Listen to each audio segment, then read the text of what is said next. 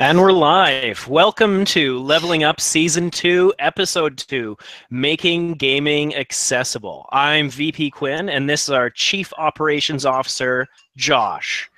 We are joined by Faye Onyx of Unfamiliar Heroes, an actual play podcast series in which 3 disabled, neurodiverse, and/or chronically ill players and a game master play story-focused tabletop role-playing games where all player characters have disabilities, diverse minds, and/or the chronic illnesses. Faye will dive into our discussion in a moment, but we'd like to get 2 things done first. Talk a bit about where our listeners can find us on social media, and talk about the games we're playing right now. You can find High Level Games on all our media platforms and social media accounts, from our Facebook page, conveniently titled High Level Games, our Twitter account at HLG_corporate, our YouTube channel, also conveniently titled High Level Games, and finally, our Twitch channel, High_Level_Games, all lowercase. You can also find the Inclusive Gaming Network on Twitter at inclusive_games and Facebook at facebook.com/Inclusive Gaming Network. You can also check out our website, which is www.rorpg.com. We have a Patreon. No, go ahead. We do. we have a Patreon page where you can support the many blog creators that make stuff for High Level Games.ca. For only $5 a month, you can get access to our members' access area and free content as we release it. That includes 5 new awesome projects for the Storyteller's Vault, White Wolf's new digital download store, which I am now going to talk about really briefly. The Chronicle Jumpstarts that we are offering are a 1-page plot line and then several pages of NPCs, backgrounds, and histories that you can utilize to start a Vampire the Masquerade Chronicle. Usually you can use it kind of just as a quick way to jump in, or you can connect them all together and make a larger chronicle out of it. So it's definitely an interesting new product that we've got out there on the market. So from here, because we haven't had a guest on the show since last season, we are going to let Faye introduce herself. And if you have anything you would like to tell our audience about, feel free to go ahead and do so. Yeah, so as you mentioned, Unfamiliar Heroes is a big project I'm working on right now. At the moment, it's kind of under the umbrella of my Writing Alchemy podcast, which the podcast itself comes up listed as Writing Alchemy, and Unfamiliar Heroes is a major project I'm doing. I'm hoping eventually that they'll be able to be like separate podcasts maybe or something, but for the moment, it's part of the Writing Alchemy podcast, and it's the main thing I'm going to be doing for a while now. And what's really exciting exciting about it for me is that there's just kind of a big lack of disability representation, just in general, but also in games in particular. And so, like, even in like TV shows or whatever that are meant to be good examples, there's still just like problems, things that come up where, like, as you get amazing examples of characters, but they're still, once you look at them as a whole, they're still following certain patterns. Like, characters with physical disabilities are treated as if they're only contributing mental things now, as if having a physical disability means that you are physically unable to contribute. So we have some great examples of characters with disabilities, like Professor X, and there's a lot of ones like that, Oracle, where it's just like, they're super awesome characters. They're not just temporarily disabled. They're great examples, and when we look at them as a whole, we're still kind of stuck into, oh, if your character is paraplegic, obviously they're contributing with their mind and they can't fight physically, or they're given powers where they don't need to do that. And so part of why I'm really excited about this is I want to kind of expand what heroism can look like. and do that in a way where I'm getting a bunch of different people together to do that with me and to kind of combine our creativity and do that, and to do that through role-playing games, because I just love role-playing games. Um, and because you know, a little while ago I kind of realized I wasn't playing disabled characters in role-playing games despite being disabled, and it felt like there was a lot of room for kind of carving out space, that there was kind of a space that needed to be carved out in terms of just thinking about how do we do this. And some role playing systems, there's nothing about the system that makes it hard to play a disabled character, but other systems like White Wolf historically, like disabilities end up being things like flaws, you know, and then people will create disabled characters just to get the points from the flaw, and then they'll like use magic to like get around the disability so they don't actually have to play a disabled character. And so there's some game systems that have these mechanical dynamics which create unhealthy ways of interacting with disabled characters. And so I just really wanted to make a space to just carve out more space, make some changes or alterations as needed to get around those. And also, just one of the biggest things that I've just discovered through doing this is just come up with even just like a format for how do we come together when we want to play that makes more room for everybody to have better gaming experiences together. Yeah. I think that all from our perspective sounds awesome. It's one of the things that we are talking about in leveling up is ensuring that there's a space for everyone at the table.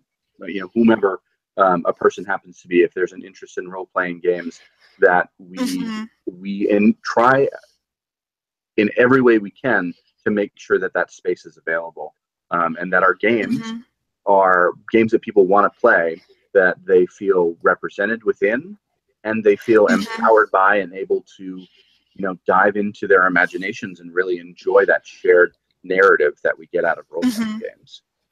Absolutely. Awesome. Yeah, and I think that a lot of practices that I'm, you know, that I've been researching and putting into my own gaming when I'm doing like Unfamiliar Heroes games, they're just general good practices that make games more accessible for everyone, really. Let's talk about that a little bit more in a bit. I'd like I'd like to dive into our classic structure of talking a little bit about what sort of gaming we're doing right now. Quinn, tell us a little bit about the games that you're playing right now. Well, I'm gaming like crazy right now.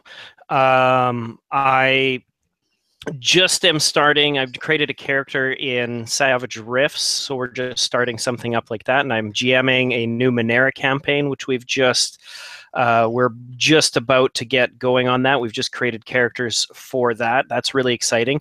But certainly what I'm most excited about right now is that I spent all afternoon with some writers, because we're launching a Star Trek Adventures. High Level Games presents the Star Trek Adventures Twitch stream, and this is going to be a Twitch stream, but then we're going to also release it as a fully produced podcast, complete with, you know, background music and sound effects and possibly a little voice acting, who knows. And only a little bit of voice acting here and there. Yes, and so we're very excited about that. Session 0 is on October 30th, and we're going to live stream that to YouTube. And that is where we're going to make the characters and the ship. So in the new Star Trek Adventures, the ship itself acts as a character, and so we're going to do that. And between now and then, myself and the writers and the producer of this project are going to be working very, very hard to try to make sure that there is a good bit of sci-fi in this project.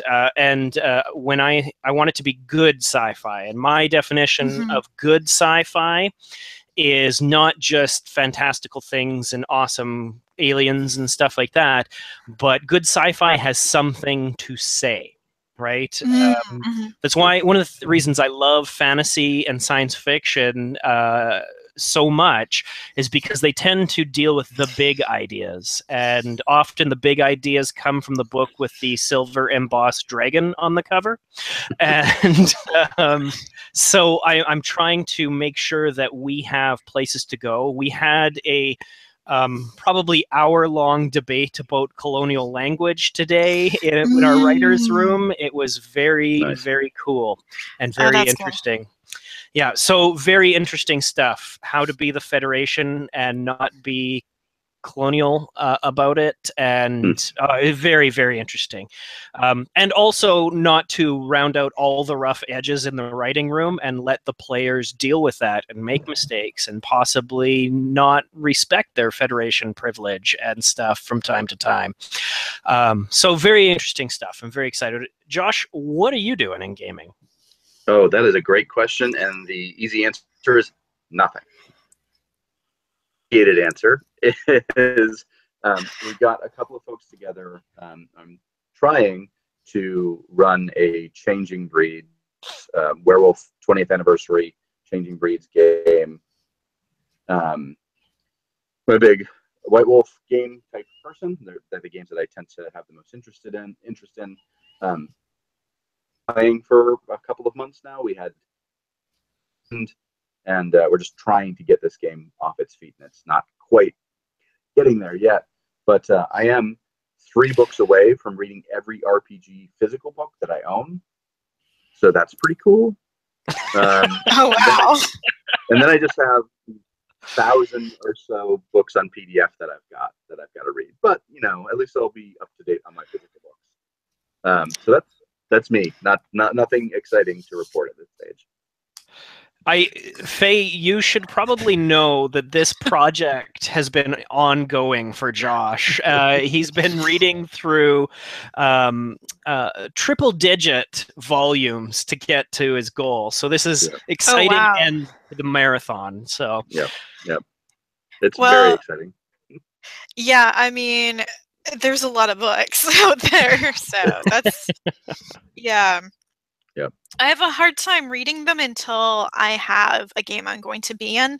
Until then, it's just too dry. No, I hear you. Most books I'm the same way. Like I just have to review them, but I'm counting fairly in-depth reviews as reading at this stage, which is a little generous of me, but I'm still counting it. Yeah, no. It's not like you're going to remember every detail anyway. Right, exactly. So tell us a little bit about what you're doing gaming-wise right now. Yeah, so this is actually another related project to my Unfamiliar Heroes project, and I realize that I haven't said any of my website or social media stuff, so I'm going to briefly do that. Cool. But basically, my work can all be accessed from writingalchemy.net, and I also have a Facebook page where facebook.com/writingalchemy, and a Twitter, which is @writing_alchemy, as well as a Patreon, which is also under Writing Alchemy. And so I have a lot of different projects, but one of the gaming focused ones that I'm really excited about is I actually have just written a Rules Light game system, and it's the reason I wrote it is because of Unfamiliar Heroes, because one of the things I want to do is introduce people to gaming who haven't played before, and especially you can get people who have various things going on, where from medical conditions or neurological conditions, they can get like brain fogs, or some people have dyscalculia. And I love Dungeons and Dragons and Pathfinder, but for people who struggle to keep track of a lot of things, for people whose brains aren't good at adding stuff together, there's this huge barrier. And so I was like, I really want something that captures what's awesome about that, but that's rules light.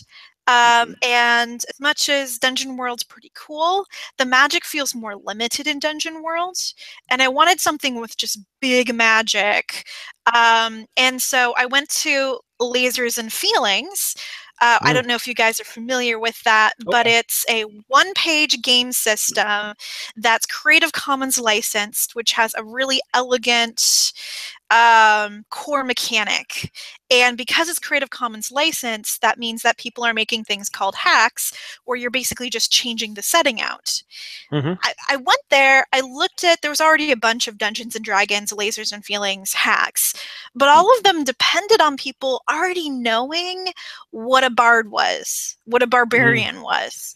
That was already in there. And it's like, well, how are people going to be able to do the really cool, quirky characters if this system is kind of funneling people into the most stereotyped versions of those characters? And if new players don't even know what a bard is. So I basically started with the idea of, I'm just going to take Lasers and Feelings and I'm going to make a more detailed character creation system that explains this stuff of like, what can a bard do? And so that's basically where it started. And basically I went through Pathfinder and Dungeons and Dragons and looked at, here's a wide range of abilities and magic types that people might get into. And so I broke it down into like mages, fighters, druids, which also rangers are in the druid section, bards, clerics, and rogues. And I kind of basically broke up everything else and put it into that. And it's basically like the whole core mechanic of Lasers and Feelings is basically like roll more dice if you're an expert, roll more dice if you're prepared. So it's like, well, basically, I decided let's take a character creation system that tells you what your character is good at when you're an expert, when you're prepared. And so that's basically what I did, and so it's like, you're a mage. Choose what kind of magic you want to do. Do you want to do earth magic, air magic, plant magic, animal magic, transportation magic, communication magic? And so I just broke it up into categories, and it's just like, pick your areas of specialty.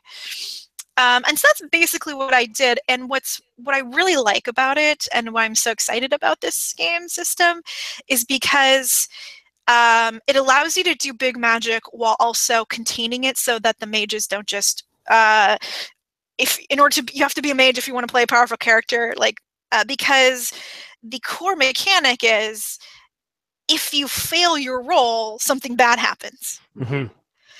And so basically my idea is, well, keep magic from being too powerful, which is the bigger the thing you try, the worse the consequences of failure, and make sure the dice rolling, there will always be a chance of failure. That's significant. And so like, you keep trying to, you do fireballs a lot.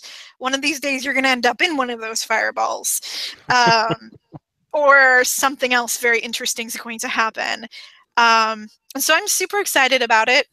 It's still in like alpha or beta testing, but I'm actually writing an adventure to run people through for Unfamiliar Heroes. So I'm going to do kind of a beta testing session in Unfamiliar Heroes, where it's called the Owlbear Relocation Program, because I also That's amazing. I don't even need to know anymore. I'm just so excited about it already. I'm really excited about this. Basically, I wanted to get around the kill everything aspect of Dungeons and Dragons, and it would be so much harder if you need them alive and you're moving them. Particularly owlbears. Cannot imagine they are going to be easily transportable beings. No. So, if I remember right, this system is called Magic Goes Awry. Absolutely. That's what it's listed on the website. Yeah. Absolutely.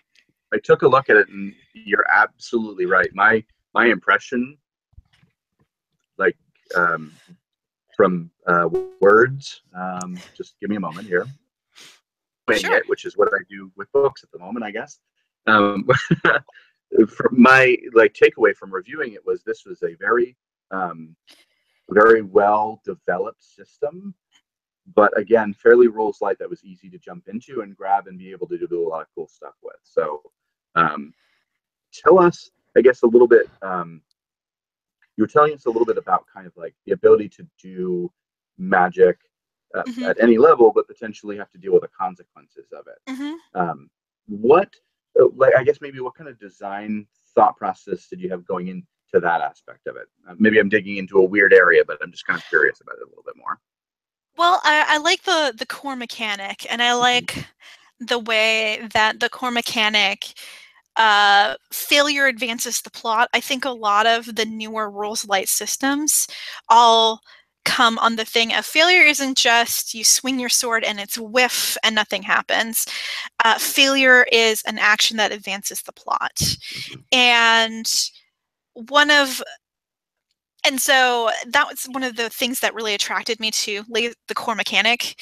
And so I think, there's even in Pathfinder, types of magic where it's like wild magic, and if it doesn't go right, something weird happens.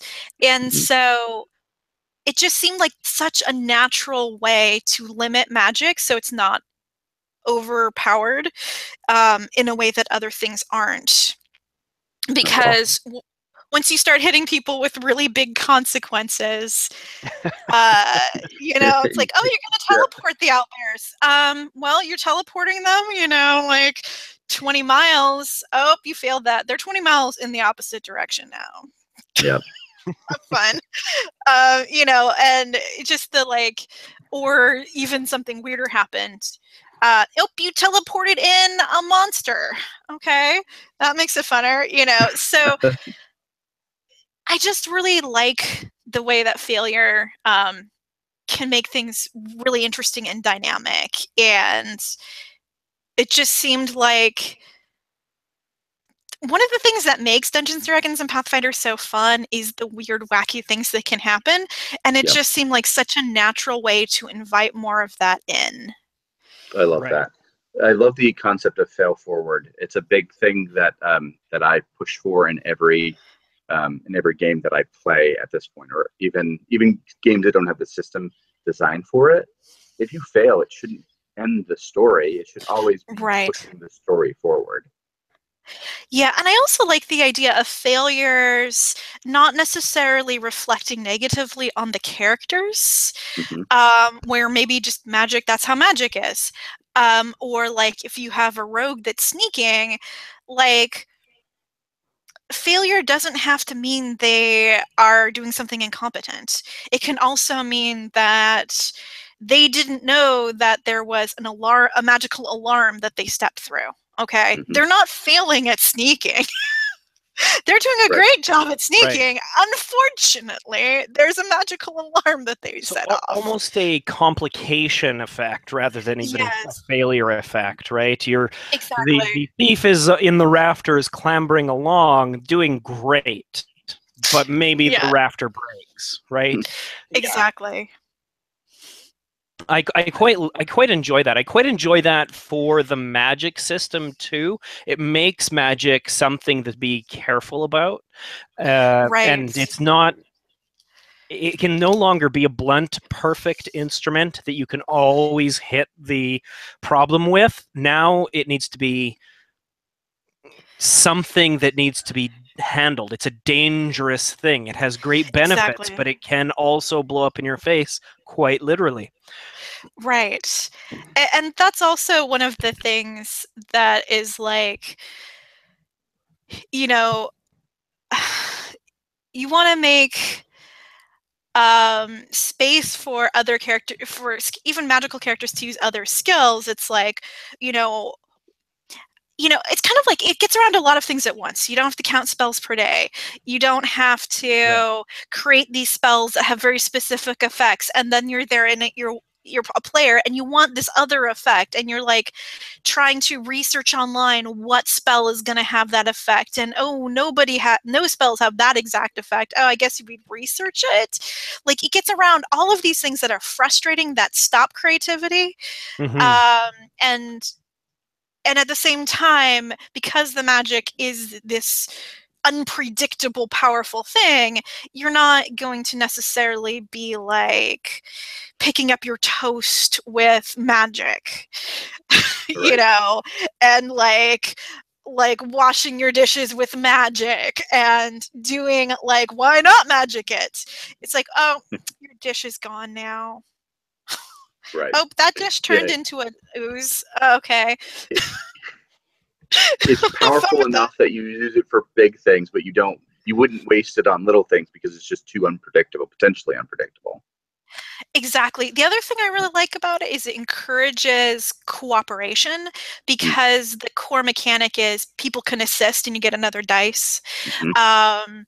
And if you're prepared, you get another dice to roll. So it really encourages people to work together, to plan things, to help each other. So even like non-magic users can get, if we're going to use a big spell for something, it's not just the mage. They need help from the environment, from the party, from preparation to do things that are big with a good chance of success.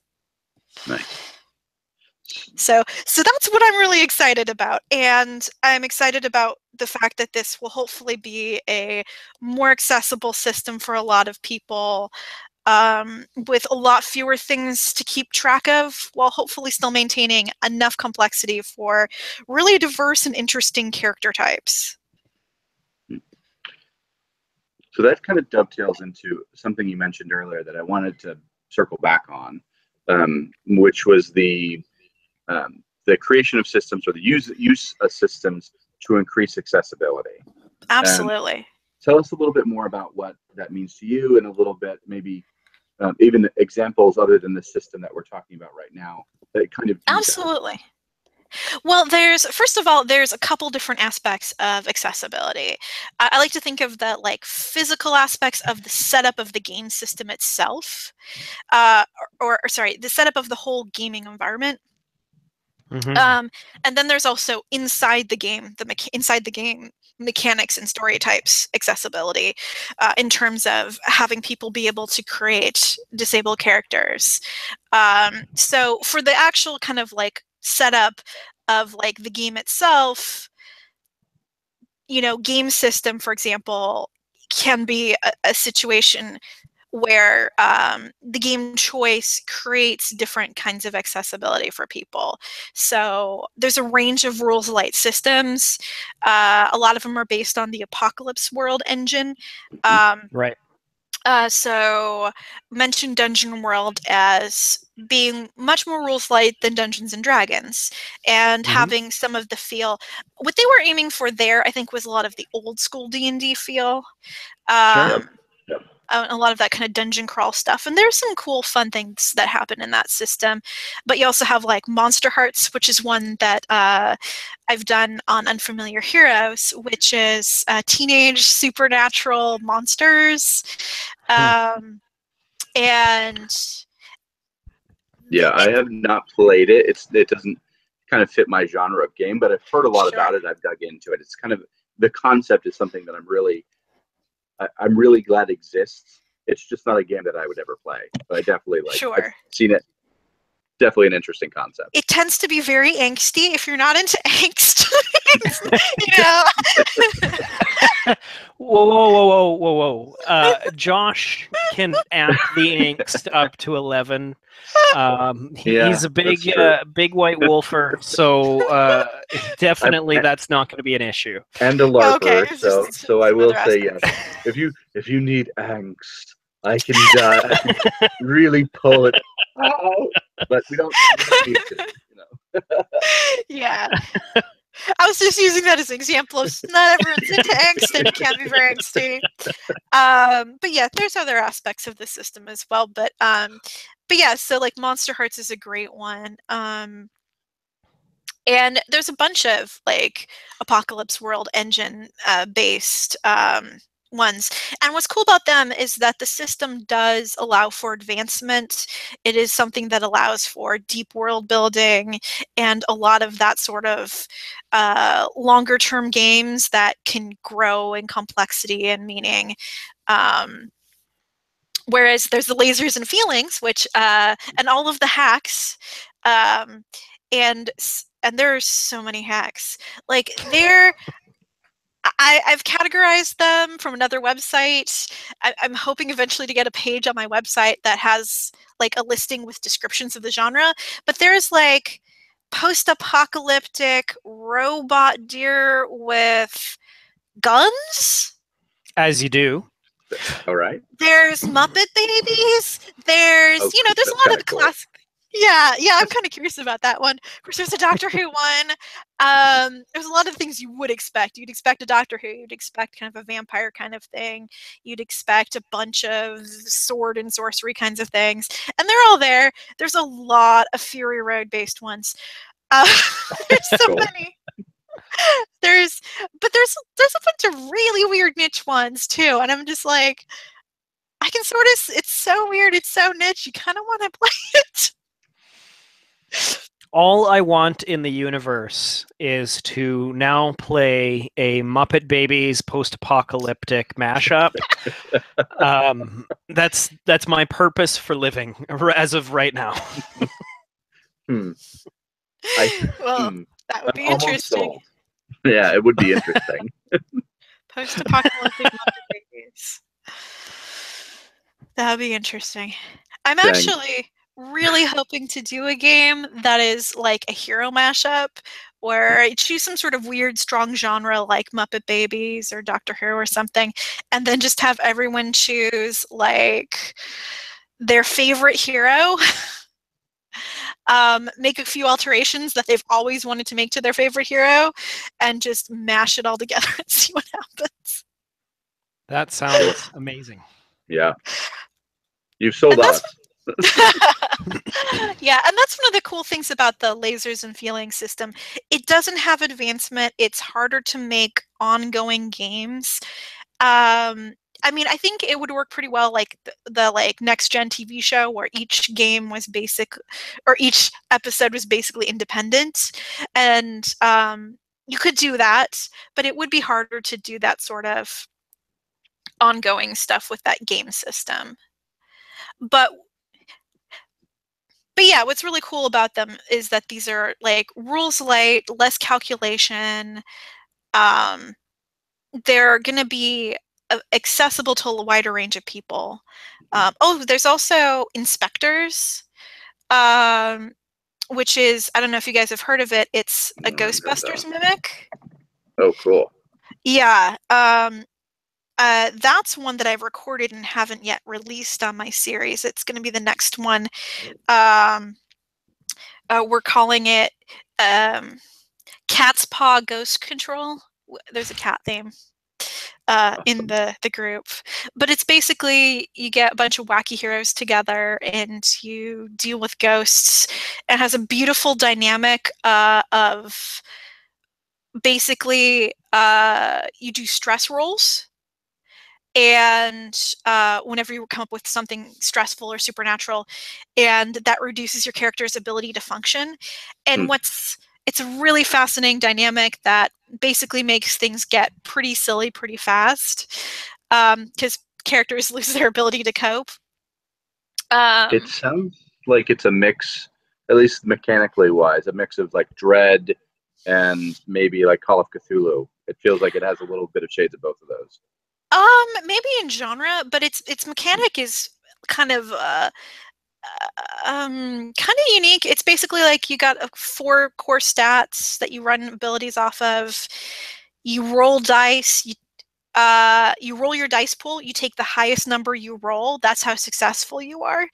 And as your dice pool shrinks, your capacity to be successful goes down. And stress rolls are what shrinks your dice pool system. So it's a little unique mechanic-wise, but once you get the hang of it, it's pretty straightforward mechanically. And it sounds like something I'll have to check out because that sounds really interesting. Just from a mechanic standpoint, absolutely. I like how that sounds like it would progress at least. Absolutely. It's a system definitely designed for comedy. Though I'm sure you could be serious with it if you wanted to, but Yeah, it has a lot of fascinating features, and that's basically to kind of go back to the kind of the overarching aspect of what is accessibility. Choosing a game system that's going to be accessible to all of the people who are playing is obviously a key kind of place to start with accessibility. Um, So, and sorry, it sounds as though there are three components to the accessibility topic, right? Mhm. In that there is the environment in which you play, there Uh-huh. is the game in which you play, and then there is the story you tell. Would that be accurate? So I think there's the physical environment for sure, which is stuff like, is it wheelchair accessible? Do you have comfortable seating that matches everyone's physical needs? Sure. Do you have food available that is appropriate for the people's dietary needs, in Hmm. terms of how much food they need to eat, how often they need to eat? Is it a quiet environment, especially for people who have auditory challenges? There's some people have auditory processing difficulties. Hmm. Some people have are like partially deaf, or have hearing aids. Having less background sound is a big deal. So there's all that. There's also like physically rolling dice. Making sure people have dice rolling apps if they don't have uh, a physical dice that's appropriate. Um, or if rolling dice is not going to be something that's straightforward for them. Hmm. um, so there's kind of those physical environment stuff. There's also social environment stuff, and there's a lot of social setup. So I like to think of the physical environment, the social environment, the game itself, and then game content. Right. Because social environment is also, a lot of people talk about the X card Hmm. system, which is basically, a lot of times people just draw an X on a card. And if the game goes into content that is, for whatever reason, not okay with the person, um, it's not currently okay for someone, whether it's like a phobia that a person forgot to mention they had, um, or whether it's, we're getting into more intense content that someone's just not in the space for, or for whatever reason, you can tap the X, and then whatever that content thing is, you can actually just go back and kind of essentially edit your game. So it's like, oh, that wasn't a spider, that was a lizard. Right. Um, or you kind of take a step back, and kind of, if you're going into some zones where a character was not respecting another character's boundaries in a way that was bringing, not being cool for someone, you can change that character's behavior or Yeah. whatever it is. For The my games, uh, for my, sorry, oh, I please go. Oh, just go wanted ahead. to Yeah. note with the X card that I use this whenever I run a convention game. So when I was at Gen Con, every one of my Vampire the Masquerade games that I ran had an X card on the table. I don't tend to use it in my home games, but I use it extensively whenever I'm playing with people that I don't know, because I do think it is an excellent tool for that sort of environment. Absolutely. I think also for my games, I kind of back up to what I call a timeout system, because I know that a lot of people who are interested in playing, sometimes they just need a brief pause, so that their brain can kind of catch up with whatever is going on. Yep. So sometimes it's not necessarily like needing to change content. So I kind of let's just go with a general timeout system, and if you need content to be changed, we'll change the content. Or if you just need a moment for whatever, like, um, so that's kind of a system for that. Are you Um, familiar with the OK check-in from LARP settings? not that specific one. It's the only reason I mention it's kind of a similar mechanic Hmm. in it. Effectively, if you're in a scene And LARP is obviously tends to be a little bit more immersive. One person Sure. will kind of surreptitiously throw up an OK sign, and Okay. everyone else in the room either goes thumbs up or thumbs down, or they might have a thumbs in the middle sort of thing. Mm-hmm. And anyone that thumbs down, you take them out of the scene. You know, they have a character reason that they're no longer in the scene. Anyone Sure. that thumbs up, you just keep running the scene. No one's worried about it, but it's a way of doing it without breaking kind of the flow of the story. Also, it can be something that's, Sure. I think it's similar to that like short like stop second for a moment to let everyone process, which I've Mm-hmm. also seen done really effectively at the table. Absolutely. And some people will just need regular breaks, but there's also stuff like, for example, some people, if you're playing with someone who has ADHD or other cognitive things going on where they might lose track of what's going on more easily, there's also social environment stuff like the GM can, in their descriptions, very briefly restate where all the characters are and what they're doing as part of their description, and you can briefly, after each break, do kind of a, here's where we were, to help people stay more grounded in what the scenario is. And so there's a lot of social dynamic things that can happen for my games because they're also podcasts. I encourage people to talk about their character in third person using their name because that's certainly something I've noticed as an also avid podcast listener of many gaming podcasts. If everyone's saying I and you have two people with sort of similar voices, it's like I don't know who's doing what anymore. But I think it's also useful because people, especially first-time players, they won't necessarily know. Anytime characters have conflicts, they won't necessarily be able to predict how much that's going to be personalized to them, how that's going to feel. So they won't necessarily be able to say ahead of time, I'm really not into inter-party conflict, or I'm okay with it, because they might not, it's new experience. How do they know how it's going to affect them? And I think third-person language can really help people with that sort of Vanessa and Janice are fighting. It's not, Right.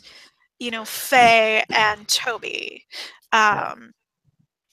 So there's a lot of social dynamic things. Also, a cool one that I've just heard about recently that I'm thinking about is also the idea of having social time after the game as kind of like a caretaking sort of thing where people can kind of, especially for games that deal with intense content, where people can kind of have space for that. And maybe they wanted to go there with the intense content, but like you need a little time afterwards to kind of come down off that and connect with each other as people. Yep. It's a big thing. The debrief afters in LARP is a huge thing that's just kind of socially almost, it's not mandated, but it's certainly socially kind of understood that as a part of the process. And I think that sort of debrief, that sort of like decompression, whatever kind of term you want to utilize to describe that ability to talk about the game afterwards and say, okay, let's discuss as friends what happened and how we process through that and how we potentially remove the bleed from person to person is super essential. And I think it's really a good tool. It's in emotionally intense tabletop as well. Awesome. Yeah, that's great. Yeah. And so that's also kind of a thing that can be really helpful. And so one of the things that I'm really enjoying is the chance to just have multiple check-ins with players. Like, do you have any accessibility needs? What do you need to fully participate? To do that kind of as just part of the, I'm setting up a game. Does anybody have any accessibility needs we need to take care of at this stage? And at the start of the game, hi, who is everyone? What are do you have any accessibility needs? And that's for me because I'm like taking a lot of people I don't know, trying to sort everyone in games. It's also good to try to match. I'm trying to match people with like, there's a bunch of people who don't want to get into a certain type of content. Maybe they could all play games together, and that would be easier for everyone, you know. Let me ask you a question about that. Mhm. What sort of process, we talked about this in season one of the processes that I use to sort kind of people into the right game when I have a lot of interest in a game. What are kind of the processes that you use to determine who's maybe the best fit in a group with each other? Well, I'm still figuring that out a lot. Fair. But I think part of it is, for me, I kind of have a starting idea of what this game is about. And so it's like, this is a comedy game. Okay, so like I'm doing an inspector's game, and I have a friend who is new to role-playing games who I'd really like to be able to be in this game, because I think Inspectors is a good rules-light system. This person's got a great sense of humor. I'd really like to have here in this game. And so then it's kind of like, okay, what is this person's needs around the social environment, and can I get people in who match that? So I think part of it is like, what's your starting point? If you're starting with a particular person who like has specific needs, then it becomes, you know, getting other people who you think will be a good fit. Or you know, for the Lasers and Feelings game I have scheduled, it's, you know, getting the most Star Trek nerdy people possible, you know. Yay! Like you know, just people who I know are major Trek fans. That's part of it, you know. So it's part of it's kind of like interest based, you know, for all Trek fans, you know, that's going to help. Part of it is, you know, especially if there's someone who has particular needs that might be harder to fit, like, oh, this person's got dyscalculia. I need to make sure they're in a game that's really rules light, very no calculations, and who's going to be a good fit for that. And so I think part of it is starting from an idea of what the game's like, especially like tone, and social environment. It maybe makes it easier to be like, oh, I want to do my Magic Goes Awry game where it's going to be people with a good sense of humor, but also people are going to be excited about like a high fantasy space where we're not just killing everything. And who want to delve into the challenges and ridiculousness that is. You know, and so that kind of helps bring people together. I don't know. I'm excited to see as that game you know, continues on, and you start up the Dragon Tag and Release program, so you can track their migratory patterns. That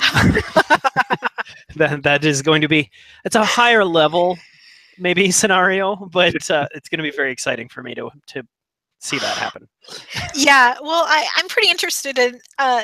I'm creating a lot of the setting for this, and kind of the background of it is this like region that hunted all their monsters to near extinction, and all of a sudden they're having major problems, some very serious long-term problems, which are a mirror for what happens when humans hunt apex predators.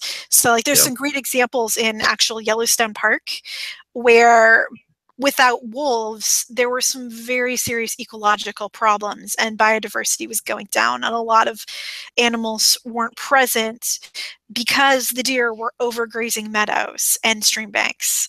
And because of that, there was all these things that were happening. And as soon as the wolves came back, they changed the deer's behavior. They didn't have to. It wasn't about controlling the number of the deer through hunting. It was about changing their behavior through having a natural predator that keeps the herds moving so they don't overgraze anywhere in particular. And all of a sudden, there's a bunch of trees along the stream banks. The stream banks are now stable. Oh, beaver come back. They're another keystone species. Now they're making giant wetlands. All of the animals that need wetlands come in. And oh, by the way, wolves hunt really well in winter. Their winter hills are actually these important resources for a lot of endangered species like hawks and eagles, and all of these other animals actually need the occasional wolf kill in winter to get by. And even bears, like the bears were coming back because they really needed some carrion in winter to just survive the winters. And the wolves were providing that. And it's just this, so I'm just like, well, what if we apply this to a fantasy world? And now there's just ecological disaster. And now people need to figure out, how do we do this? I love that. That is like, my brain over here was like going like probably 3 billion miles a minute as I'm like going through different like monster manual entries going, they're an apex predator.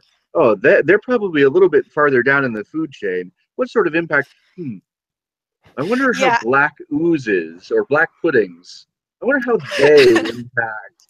Anyway, I think that's absolutely awesome. Or maybe basilisks eat black oozes, and as dangerous as basilisks are, their favorite food is oozes, and oozes just multiply like nobody's business. And the ecological disaster of the ooze explosion population is just... Yeah, because you went and killed all the basilisks, but now all the oozes. Oh man, how are we going to deal with that? Craps. Yeah. So is this the scenario? Is the orc population has gotten out of control, and so you need to move owlbears into the region again?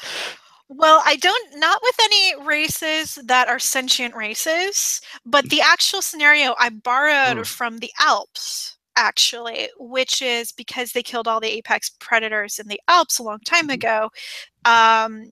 They have problems with deer overgrazing forests. And in the Alps, what you have is you have your towns in your valleys, and you have these steep, steep hills with forest on them.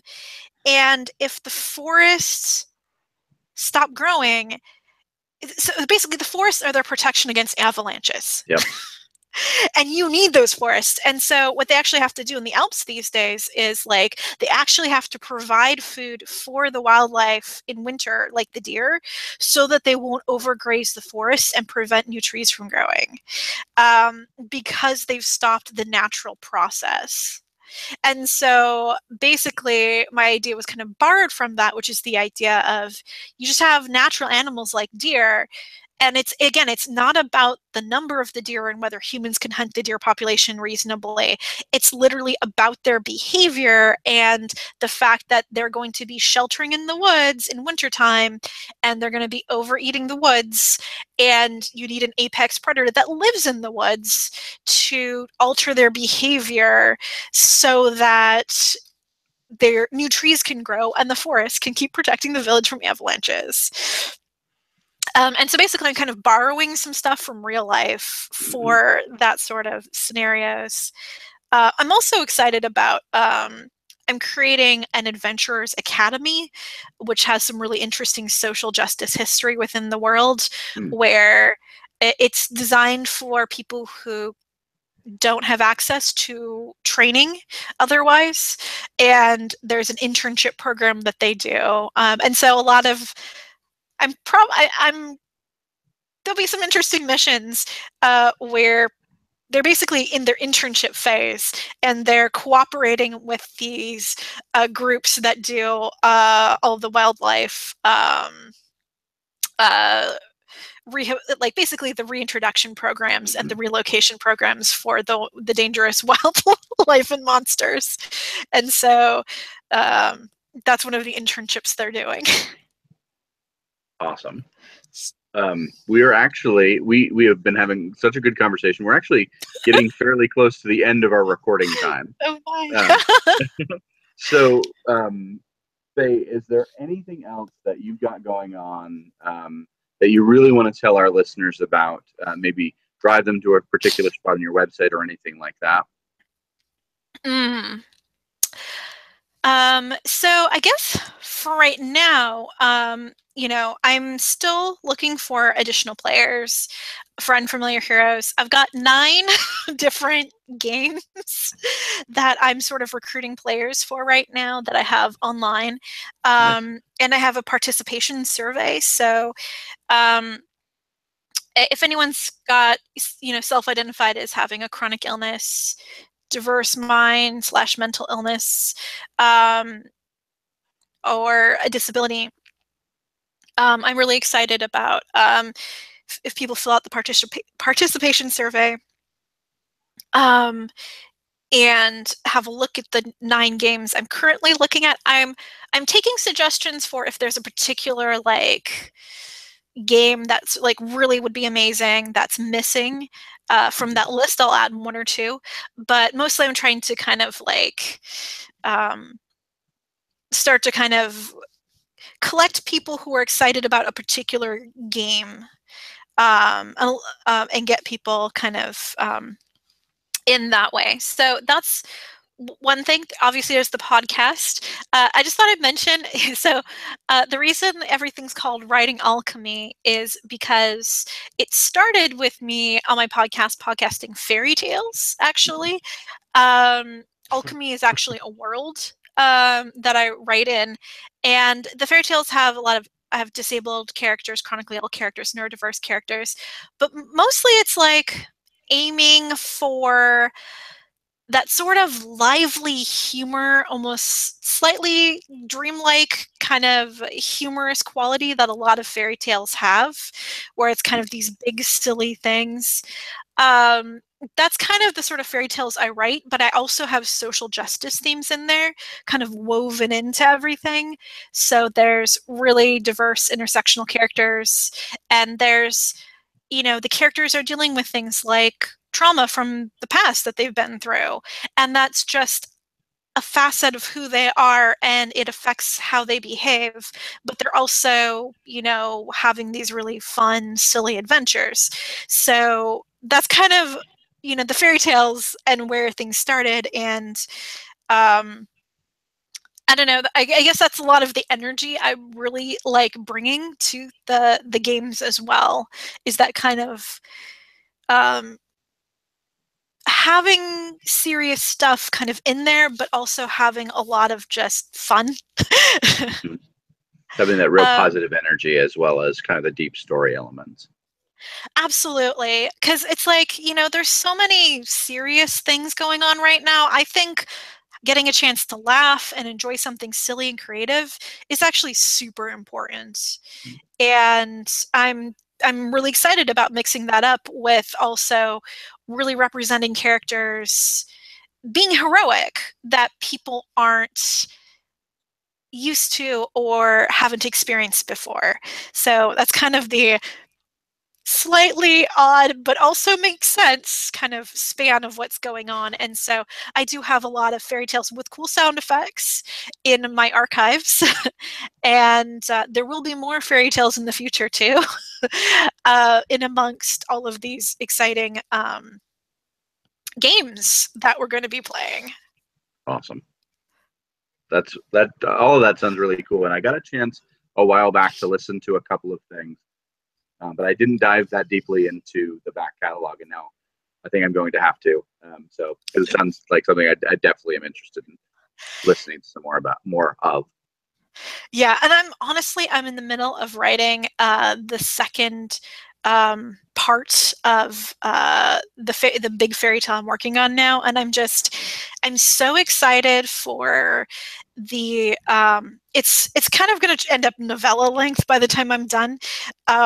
And I'm really excited for the amount of depth that these characters are going to be able to get while still having a lot of the focus beyond this kind of wild adventure that they're having. Awesome. Cool. So that's something to look forward to. I'm looking forward to it. Quinn, we usually do a book recommendation. Did you have one for the end of the show today? Well, I can do only one book recommendation right now because it has eaten my life, and that is the Star Trek Adventures core rulebook. But I've also ordered in and received the PDF of the These Are the Voyages, Volume 1, which is the Star Trek Adventures first adventure book, which has, I think, 8 adventures in it, one of which is set in the original series timeline. And so that is definitely what I'm reading about all the time, reading and rereading and getting prepped for October 30th for our session 0. Awesome. How about yourself? Are you reading anything interesting? Well, yes, lots of things. But if the screen will work, this is what I'm reading right now, which is Harlem Unbound by Chris Spivey. It is designed for Call of Cthulhu, and Gumshoe. It is amazing. It is set in Harlem in the 20s, 30s, and it doesn't shy away from the intersection of Lovecraftian horror and racism and the truth of people's lives in that era. I know the author; he is awesome. We're working on some stuff together, but very excited to finally be diving into Harlem Unbound because it's been an awesome book to read. Can I mention a book? You can. Go right ahead. So as far as gaming focused books, Absolutely. Monster Hearts 2 has recently been released. So that's pretty exciting, and I've been reading through the core book. And one of the cool things about Monster Hearts 2 is Avery Alder, the creator of Monster Hearts, wrote an essay called Safe Hearts about a lot of this stuff, the social environment, how to deal with heavy content in ways that are good for everyone. And that essay turned into a chapter in the Monster Hearts 2 book with a lot of different tools, even some that I haven't even had a chance to mention, which is the fade to black and some other techniques for dealing with all the different nuances of different ways people might want to handle intense content. Nice. I remember reading that original essay, and it's fantastic. So I can imagine that the chapter in Monster Hearts 2 is just as good. So I actually will probably get the book just to read some more of that, because I definitely have an interest in kind of seeing what sort of things are in there. Absolutely. Cool. Well, I think this brings us to the end of our podcast. Sure. I really want to thank you for coming on with us and it's been a pleasure. Talking about. Awesome. Quinn, I think this is where we fail to the episode. And yeah, so I have that trouble on my own podcast. I'm just so awkward. Yeah, Faye, this is a tradition on the Leveling Up podcast, is that we end it awkwardly and badly. And we've done it for an entire season, so we've kind of are committed to it at this point. But we do try to end everyone by everyone saying at the same time, "Let's level up." Can I count it off, and would you like to join us? I will attempt to join. You'll see how the delays work. On the count of 3, and then we'll say, "Let's level up." How does that sound? Okay. Okay, ready? 1, 2, 3. Let's level up. That was terrible. Thank you. Not bad. Awesome. All right. Goodbye, everyone. Bye.